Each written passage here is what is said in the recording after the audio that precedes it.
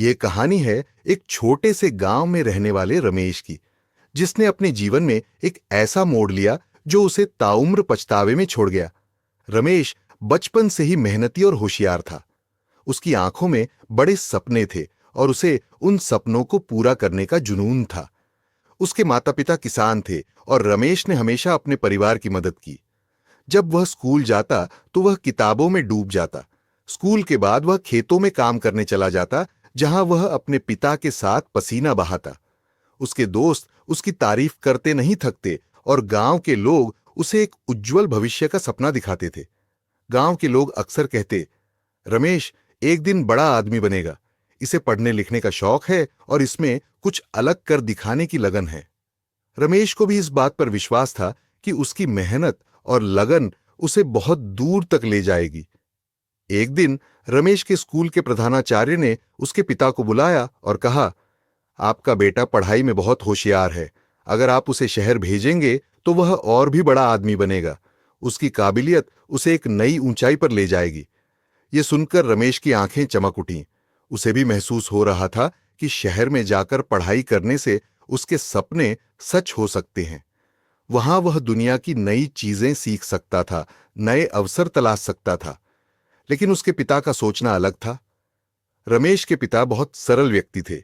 उन्होंने अपनी पूरी जिंदगी खेती में बिताई थी और वे चाहते थे कि रमेश उनके साथ खेतों में काम करे, ताकि जब वे बूढ़े हो जाएं तो रमेश उनकी देखभाल कर सके और खेत संभाल सके। पिता का मानना था कि परिवार और खेती ही असली जीवन है और बाकी सब सिर्फ दिखावा। रमेश ने भी पिता की बातों को गंभीरता से लिया। उसे लगा कि पिता की बातें गलत नहीं थीं। आखिरकार वे उसकी भलाई ही चाहते थे। रमेश ने अपने शहर जाकर पढ़ने के सपनों को एक तरफ रख दिया। उसने सोचा कि अगर वह अपने माता पिता को खुश रख सकता है तो उससे बड़ा कोई सपना नहीं हो सकता। उसने अपने भविष्य को त्यागते हुए पूरी तरह से खेती में लगने का फैसला किया। रमेश ने दिल से खेती शुरू की। दिन रात खेतों में काम करता, अपने पिता का हाथ बटाता और अपने परिवार के साथ समय बिताता। साल बीतते गए। रमेश की उम्र बढ़ने लगी और वह अपने खेतों में जी जान से मेहनत करता रहा। उसके आसपास के लोग उसकी मेहनत की तारीफ करते थे। वे कहते, रमेश ने अपने पिता की उम्मीदों पर खरा उतरा है, वह अपने परिवार की ताकत है। लेकिन इस बाहरी प्रशंसा के बावजूद रमेश के दिल के किसी कोने में एक खालीपन था। रमेश को हमेशा एक कसक महसूस होती थी, जो वक्त के साथ और गहरी होती गई। उसे अपने स्कूल के दिन याद आते थे, जब वह किताबों में खो जाता था और नई नई चीजें सीखने का उत्साह उसके अंदर होता था। उसे वो सपने याद आते थे जो उसने अपनी पढ़ाई और शिक्षा के माध्यम से देखे थे। लेकिन धीरे धीरे वह खालीपन और गहरा होता चला गया।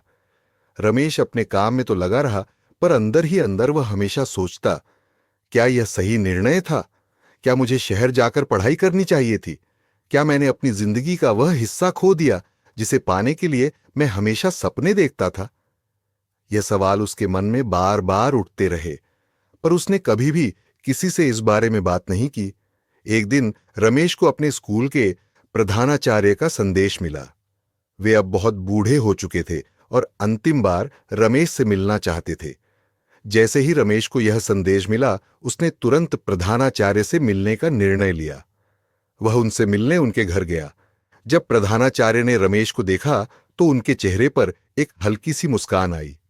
वे बोले, तूने अपने जीवन में बहुत कुछ पाया है, पर तुझे देखकर लगता है तूने कुछ खोया भी है। रमेश की आंखों में आंसू आ गए। वह प्रधानाचार्य से कहने लगा, हाँ गुरुजी, मैंने अपने सपनों को खो दिया। मैंने अपने पिता की आज्ञा मानकर अपने पढ़ाई के सपनों को पीछे छोड़ दिया। पर आज मुझे एहसास होता है कि अगर मैं थोड़ा साहसी होता तो शायद मेरी जिंदगी कुछ और होती। प्रधानाचार्य ने धीरे से कहा, बेटा, सपने त्यागना बुरा नहीं है, पर उन्हें पूरी तरह भूल जाना दुखद है। अगर तूने अपने सपनों को दबाने के बजाय उन्हें पूरा करने का रास्ता निकाला होता तो आज तुझे यह पछतावा नहीं होता। रमेश ने सिर झुका लिया।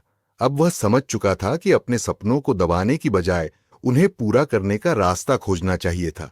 जीवन में हमेशा दूसरों की खुशी के लिए अपने सपनों को त्यागना सही नहीं होता। रमेश ने उस दिन महसूस किया कि उसने जो भी निर्णय लिया था वह अपने माता पिता की खुशी के लिए था, पर खुद की खुशी और अपने सपनों की कीमत पर। इस घटना के बाद रमेश अक्सर अकेले बैठकर अपने बीते दिनों के बारे में सोचता। वह अपने खेतों में काम करते हुए भी अपने दिल के उन सवालों का जवाब ढूंढता जो उसे हमेशा सताते थे। उसे लगने लगा कि शायद अगर उसने उस वक्त थोड़ा हिम्मत दिखाई होती तो उसकी जिंदगी कुछ और होती। उसे लगता कि वह कुछ बड़ा कर सकता था, शायद किसी बड़े शहर में जाकर पढ़ाई करता या अपने ज्ञान के बल पर कुछ नया खोजता। समय के साथ रमेश ने अपने पछतावे को अपना जीवन साथी बना लिया।